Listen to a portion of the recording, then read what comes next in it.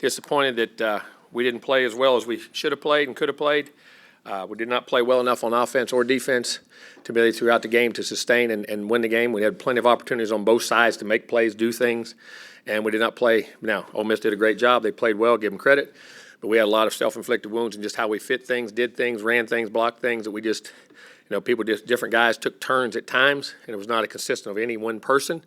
And we have to learn to play better in big moments, big situations. And, shot ourselves in the foot early in the game, giving up way too many yards, too many drives, too many situations, field positions. We had them back. Those 3 drives starting inside the 10-yard line. We never got the ball back. They scored on 2 or 3 of them and then never got the ball back. Even on offense where you could do some great things with it offensively, move the ball, but then would shoot ourselves in the foot with a little penalty or a missed block, drop ball, just little things, and everybody took a turn, and all of a sudden it's not there. But then after doing all that, finding ways to hang in there and put yourself back in position to win the game, which I commend our kids for. The ability to keep fighting in the game, to keep making changes in the game, to keep being coached in the game, and put ourselves in a position to win the game. And then on offense and defense, did not make some plays right at that time, which was disappointing, that could have put us over the hump. That could have got us back in the lead instead of 15-13 and then got stops. We had a chance down there inside the 10, and we dropped the ball for a touchdown. We had missed a block down there, then we dropped another ball, and then kicked a field goal, and then we have a 3rd and 11. Got them right back again. Could be another 3 and out, go and get great field position, give up a 3rd and 11, and they get a drive, go all the way back, and then unfortunately we have the turnovers and what we did. But we had opportunities to get ourselves back, and that was the encouraging thing, to put ourselves back there. But then it was disappointing that we didn't keep the poise and execution in those critical moments. And it wasn't from want to. It's got to make sure they understand how to do it, stay relaxed, and get them to understand to do that and play better. And Ole Miss played a good game. Give them credit for things they did. We had our opportunities, but we didn't play well enough in that game. And it's disappointing because we had started fast in all the other 4 games we'd recently played. Got off to good starts, got off to good things, did well, and, didn't do it in this game. Some unforeseen reason. We'll get to the bottom of it and figure it out. And it's not because they didn't want to or anything else. They had good preparation, had good practices. So we got to learn to take it on the field, and that's part of learning to climb the final part of that mountain, to go in that elite status and really understand how to win and play when you have to and when you want to, when you're expected to. And we'll learn to do that, and we'll keep playing. We've got 2 more games left. We'll play really well, practice really well, and try to finish this season out the right way. These seniors, commend them the last weekend all the 5th-year seniors and seniors that are going out. They've done a great job of rebuilding this program, putting the culture of it right back where we need to be, helping the recruiting basis of everything we do, finish this whole season out, and hopefully go on the road and play a really good game against a good LSU team, very talented LSU team down there on the road. And we'll see from there. All right, questions? Start with David Nuno on the right. Coach, with Prairie View coming up this week, a couple of players earlier talked about their opponent is faceless. How does that help you in coaching week to week? Because that means it's not about them. It's about preparation for your opponent, but it's about your own standard of excellence. And that's what we're talking about here. You respect your opponents, you prepare for your opponents, but you play to your standards. You play to your level of how you got to play, which is something we had really done for 4 straight weeks, and we just didn't do this week. And they understand that, and they understand that we let that get away a little bit. And because my point is, whether you're playing the Pittsburgh Steelers, the Green Bay Packers, Alabama, Georgia, Florida, Prairie View, Sanford, whoever it is, you practice the same, you play the same, you do the same. And people say, well, that's not true. It is true. The great teams and the great players do not matter who they play. It's how they play and how they prepare. And that's the point they're trying to get across. And I'm very glad they said that. You made me just feel good. Front left, Zach. Jimbo, when you enter into a game, do you have a pretty good idea of how many run plays to pass options that you want to have, or does the game dictate that as you go along? Game plan or dictate. If you got RPOs, you got to be willing, if you call RPOs, if they're giving them to you. We averaged about 11 yards of play on RPOs in that game and threw the ball really well. Really well. Probably we have, as far as RPOs, and many opportunities we had in that game all year. They give us a lot of opportunities, and we took them and we ran it. So we have a runs, what we want to do. Early we tried to establish run. Didn't get the penalties, got behind. Then we started taking their RPO and got on a roll and started taking it. In the second half, we had 7 plays over 25 yards? 7 plays over 20 yards, throws, RPOs, runs, and got a good mix and got a good balance going and moved the ball well. So, yeah, you have an idea going in, but in the game, if they change, you got to change. You got to change your game plan based off what they do or how they do it. But they didn't really change a lot. We got what we expected. Typically, do you like throwing it 40-plus times a game? But they're at 38. We were behind. You got behind. You're going to get behind 15-0. You're going to have to make some plays. You can't just keep being conservative in what you're doing. We were running it as we were getting behind. So when we got behind, we started having success with it. Sometimes if the game plan says it, I've thrown it 50, 60. I mean, you go back in my past. Listen, we were doing 3,000 and 4,000 yard passes before it's popular. Going no huddle. We went no huddle for 3 years before it's popular. Back in the 90s, I've done all that stuff to do whatever you got to do to win. It's how your team's built, way they are, and what goes on. And ideally, you like to have balance. Ideally with this team, probably in that 24 to 28 range, throwing the football and running it, keeping. If you're running the ball with effectiveness and you're throwing it with effectiveness. Down front, right, Travis, and then Cease. Yeah, Coach, in what key ways has Bryce Foster developed through the season? I think overall knowledge of the game. When you're a center, there's a I don't know how to explain how hard it is, especially when you haven't played a lot of center. First, you got to snap the football. If you ain't never done that, trust me, that's not as easy as it looks. And to do it with a guy right on top of your nose. Second, you're making all the calls. You're the quarterback. Besides the quarterback, you have as much responsibility and knowledge of run calls, where we're blocking, schemes, of that stuff. So I think his knowledge, he's a very intelligent guy. He's a very good athlete, so he adapts to things. He has really good balance, so he adapts to things like snapping the ball and learning athletic movements very easily. And I think he's learned to play with better power. Before, I think he's gotten away with being so big and so strong, they didn't have to play with as much leverage because he could, as I say, manhandle guys in high school. I think he's learned to drop his pad level, and I'm starting to see his athleticism and things he does. He has a chance to be a really, really, really good player, and he's a great kid. And he works at it, and it matters to him. Yeah, I was about to say, is it a guy who makes you laugh every now and then too? Yes, he does. Yes, he does.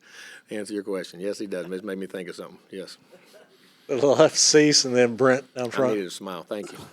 Spillers and the chains yardage was pretty even throughout the 4-game winning streak.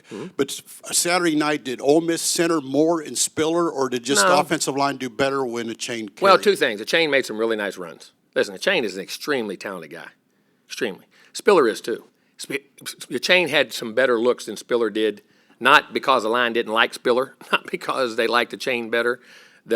On those particular plays or blocks or whatever went wrong or good and different weren't there as clean for him. I mean, and the Chain did some really nice things too. I mean, I'm not taking anything away from his looks. The guy is extremely talented.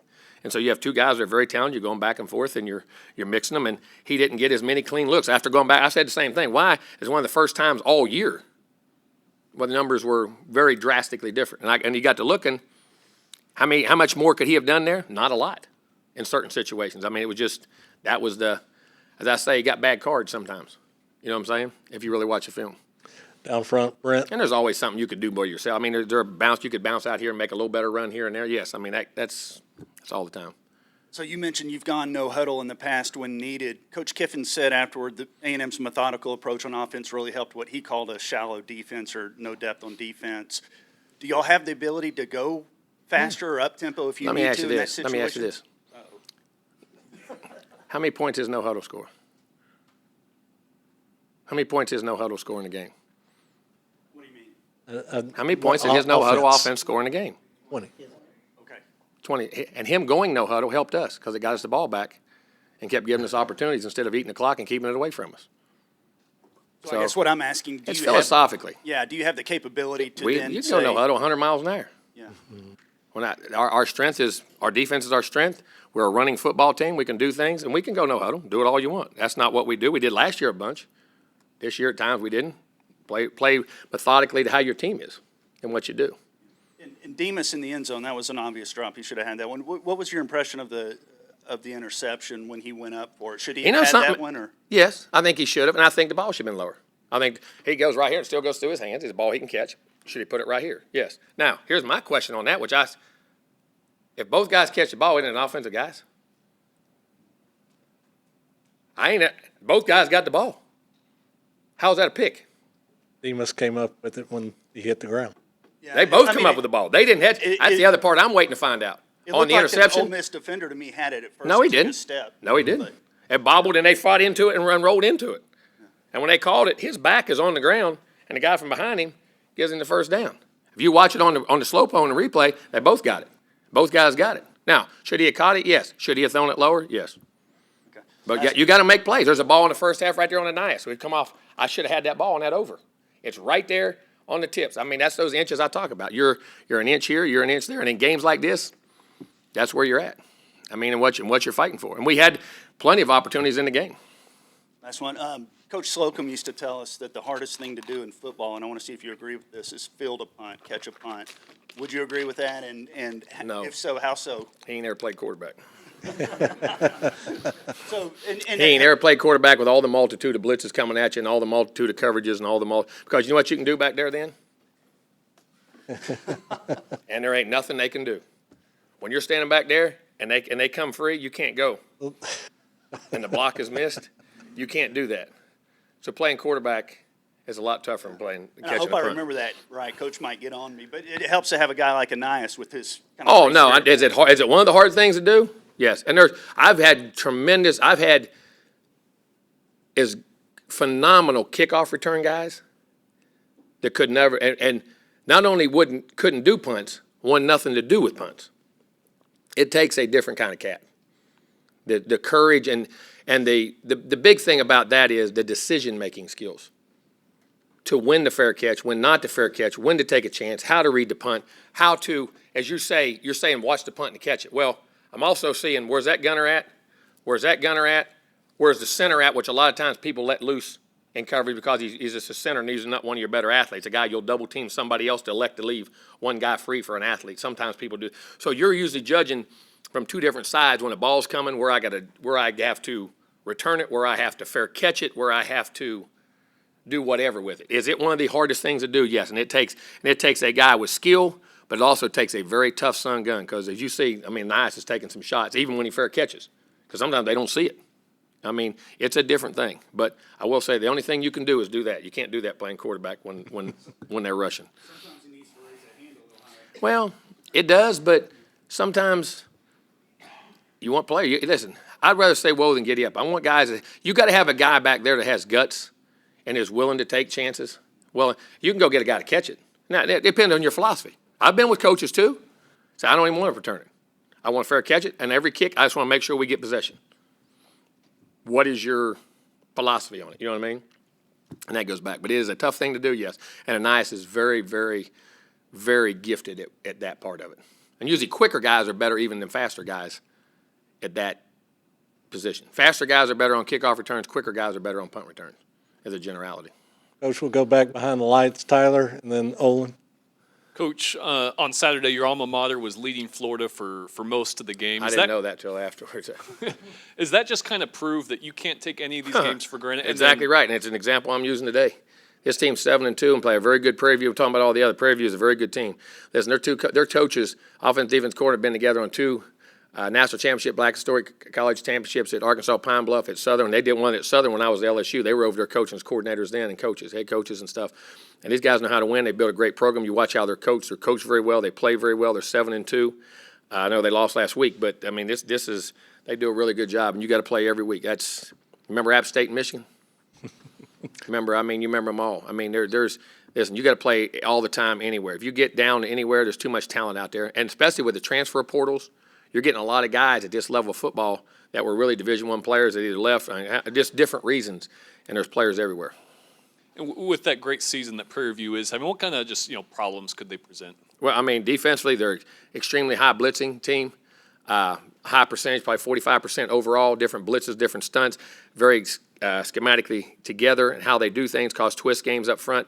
Offensively, 3 and 4 wides, throwing the football, transfer quarterback pass was from Columbus, Georgia. I remember him out of high school, very talented guy out of Louisville. Receivers that can run, can fly, can hit things. Back is very, very talented.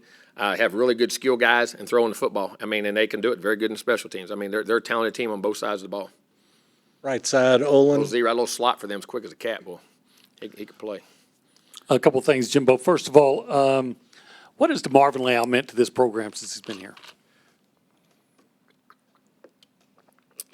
First of all, a big-time guy. It was wanted by everybody in the country that says, I want to take a chance on new coaches and things, what I want to be a part of and build at A&M and set a culture for the future of what's going on.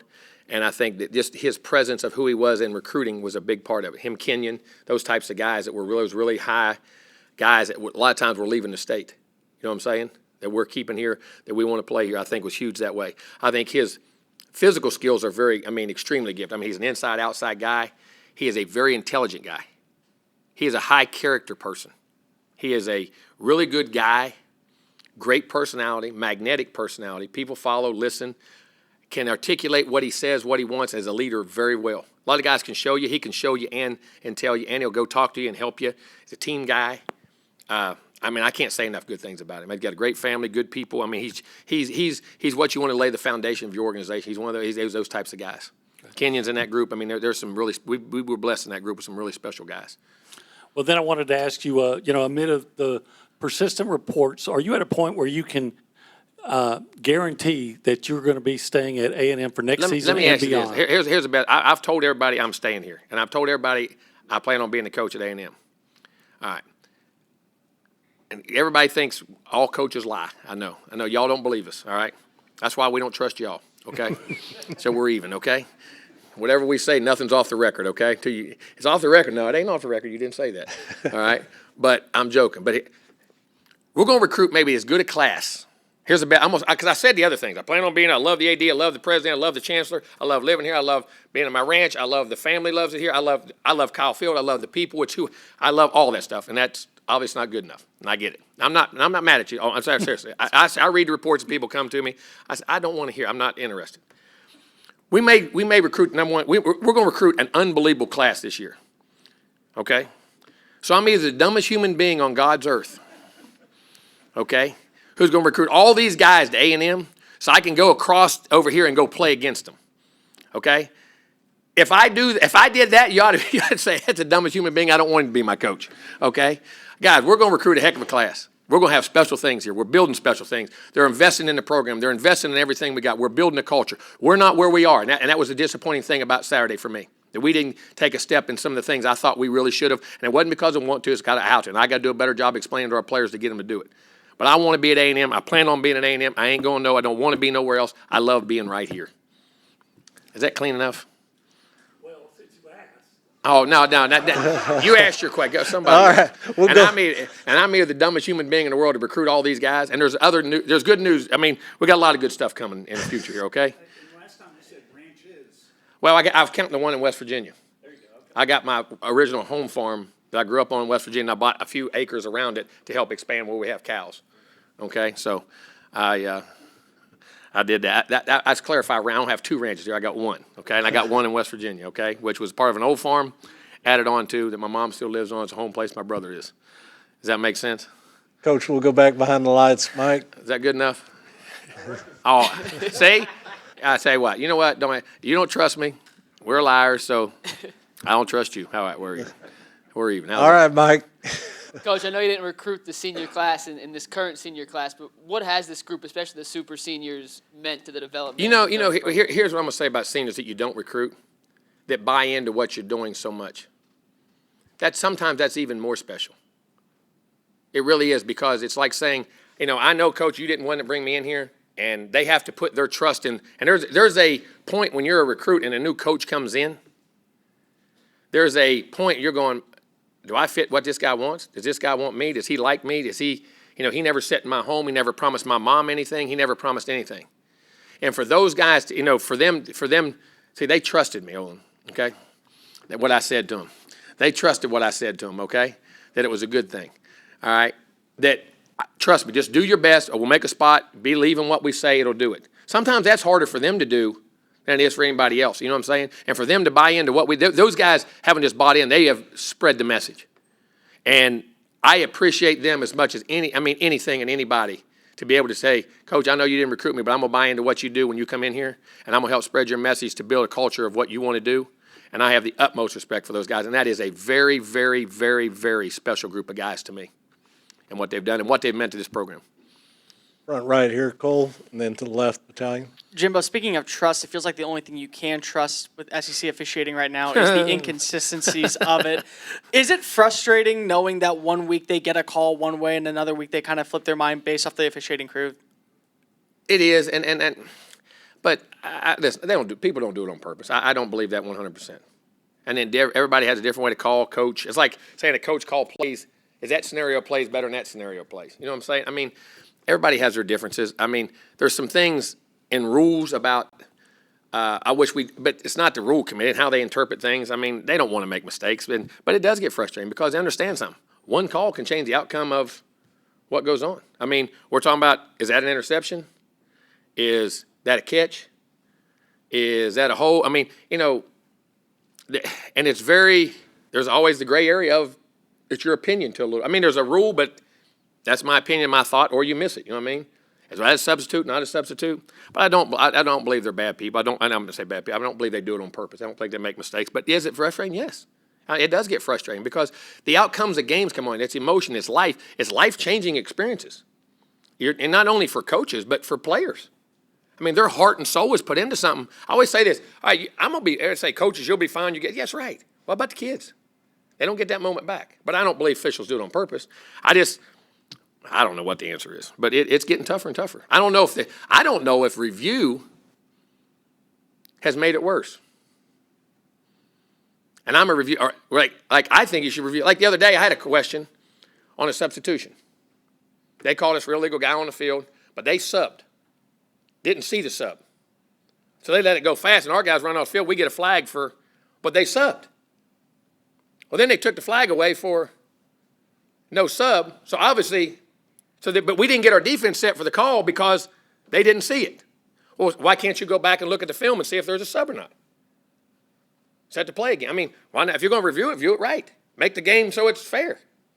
I mean, what we can review, what we can't review, that's the other things I still have questions about. Interpretations of things, but that's always going to be that way in officiating. And listen, officials most of them are ex-players anyway. You know what I'm saying? And stuff, but it can be frustrating, no doubt. And then Nick was talking earlier about Seth and what he means to the program, not just as a leader, but also as kind of leading by example off the field. What has his impact been to both the program itself and to Texas A&M? He's a better human than he is player. He's a super high Christian young man. And those morals and values, he has no problem sharing with other people who want to listen and be part of it, and Bible studies and things of that nature, and talk to them and be with them. And I mean, he's what a teammate is. He's what a good person is. He's what people ought to be. It's what all people ought to be, in my opinion. I have the utmost respect for Seth as who he is, what he does, and how he does it, tremendously. Go to the left, third row battalion, think back to back, and then Justin, you'll wrap us up. In pregame warmups, we saw Calzada wearing a Haynes King shirt. How have you seen this team's brotherhood progress throughout the course of the season? They are that now. They are my brother's keeper. I mean, they when one gets hurt, the other's trying to root for the other, trying to help. I mean, Haynes is in there, film study, coming off the film. He'll ask. I mean, they have there's no animosity. I mean, I've seen teams where guys don't talk, they go the other end, and I guess whatever, but that's not there. And these guys do it. I mean, watching Spiller and a chain. You got two great backs who get that. That one's happy for the other one he's running as he is for the other guy. I mean, it's the D linemen, all those D linemen, those D ends, and when Tyree's been, and you got Leal, you got Johnson, Michael Clemens, and all those guys, and all of a sudden, but Tyree's been Player of the Week 2 or 3 times.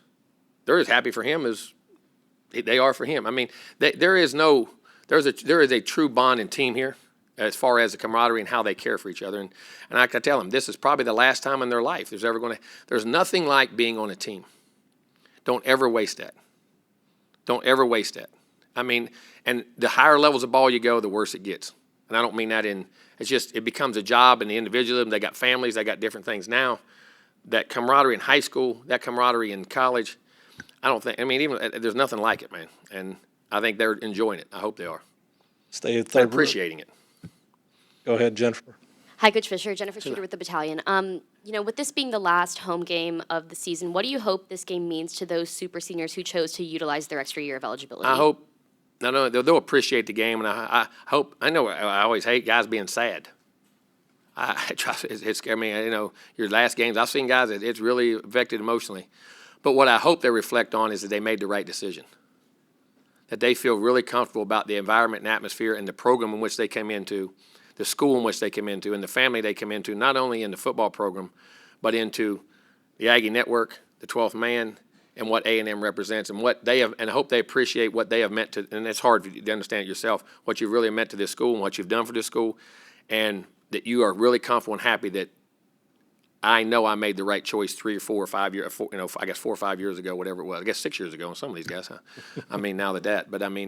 That's what I hope they can really relish and reflect on. Coach, we'll finish up with Justin on Yes, the sir. left. Coach, I know the timing is a little different. Down 2 against Mississippi State, you had to go the length of the field only 2.5 minutes, and last Saturday you're down 2 is about 7 minutes. So I get the time differences there, but down 2, just I'm talking about how much you practice those situations and how shocked you are they didn't carry over to the game when you needed a touchdown or a field goal to go Oh, take down the we got lead. 15-10. Yeah, I mean, we just missed the block and dropped the ball. Yep, go ahead. I mean, is that something you practice? Like, hey, we need to go down the field here. Yeah, we do. We do. You got 2 timeouts, 1 timeout, no timeouts. You need a field goal. You need a touchdown. We practice last plays of the game from the 10 in. Clock's running from the 15 out, from the 25 out. You have a set of plays from the 4 in. Things, clock's running, no running. We got 2 plays. We got 1. I mean, it's constantly. Matter of fact, went into a scenario in 2 minutes the other day before we was on the road. It was a 4-play set from the 3-yard line. We had scored on a 2-minute drive. I stopped to put it back on a 3, and I said, "There's 18 seconds, no timeouts." We had 4. We got 3 or 4 plays off, and one for not just us on offense, but defense. How you make calls, how you get set, how do you play those no huddle situations? I mean, all the time. I mean, it's I say situational football. You're at the plus 45. You got no timeouts. Need a field goal. You're at the minute 30. 70 yards to go, need a touchdown. Or you need 2 scores like there at the other one. I was hoping if we could hit a chunk pass, even though we were down at the end, it was 10. It was a minute and 2, we got it. We hit the 9, I was hoping to get back to it. If we could hit one right to the 50 and maybe hit another one to the 25, like another chunk, I was probably going to kick a field goal with 30 seconds to go. To kick it and then try to go to the onside instead of waste all that time, try to get an onside, at least have a shot for the end zone. I mean, you have different scenarios like that. When you have 2 scores, when do you kick a field goal, when you don't kick a field goal? You know what I mean? Because you can keep trying to get the touchdown, but you eat all the clock up.